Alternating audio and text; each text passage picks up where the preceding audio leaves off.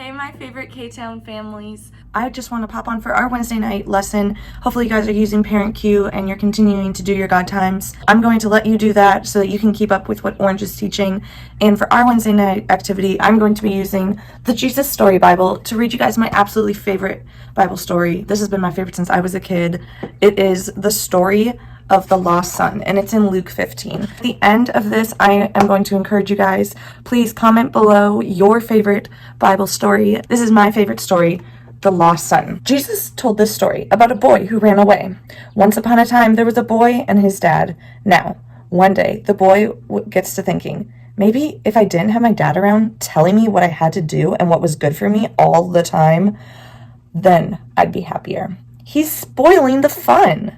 He thinks, does my dad really want me to be happy? Does my dad even really love me? The son never thought about this before, but suddenly he doesn't know anymore. So the son goes to his father and he says, Dad, I'm better off without you. I can look after myself. Just give me my shares of all of your money. He's not supposed to have this money until the father dies. So he's basically saying, I'd rather have your money than have you. And his dad doesn't get mad. He doesn't send him to his room. He is sad. And the father just says he won't force the boy to stay. So he gives the son what he wants. The son takes the money and goes on a long, long journey to a far-off country, and everything is wonderful and perfect for a while. He can go wherever he wants. He can do whatever he wants, be whoever he wants. He is the boss, and he is free. Sometimes he gets a strange, hungry, homesick feeling inside his heart.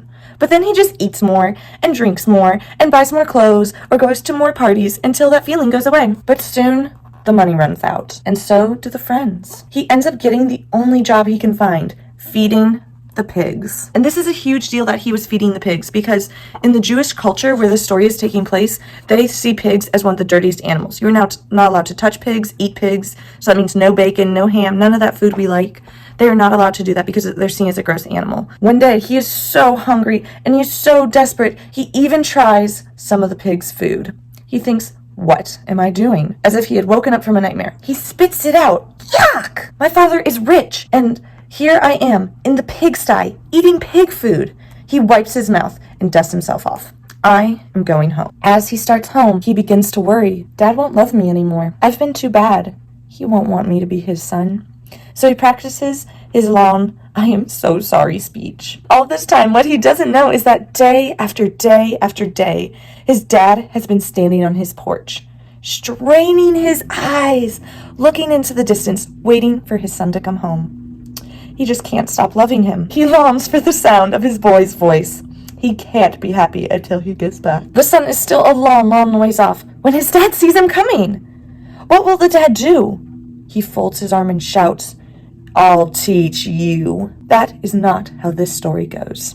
The dad leaps off the porch and he races down the hill, through the gap in the hedge, up the road, and before the son can even begin his I am so sorry, Dad speech, the father picks him up, throws his arms around him, and can't stop kissing his son's face. The father shouts, let's have a party! My boy is home. He ran away and I lost him, but now I have him back. Jesus told them, God is like this. He is the dad who won't stop loving his boy. And the people are like the son. Jesus told the people this story to show them what God is like and to show people what they are like. So they could know however far you run, whatever you do, however bad you are, however you hide, however lost you feel, you are God's. It doesn't matter what you've done, because God's children could never run too far, be too lost, or be too hard for God to find him. When we return to God, he wants to throw a party in heaven saying, my child is back and I love them so much. Kids, that's exactly how God feels about you. Now, just because God will forgive us does not mean we should go and disobey. But no matter what we can do, God is always going to be waiting for us to come back. That was my favorite story growing up, and I still love that so much. It just feels so good knowing that the mistakes I've made, God forgives me. So don't forget, you guys, comment below your favorite Bible time story so that all your friends can see it. We're in quarantine. We can't go anywhere. This is the perfect time to read Bible stories. We have nothing else to do except for pour into the Word. These are such amazing stories, and I cannot wait to hear what everyone's favorite story is. Stay safe, wash your hands, and have a great week, guys.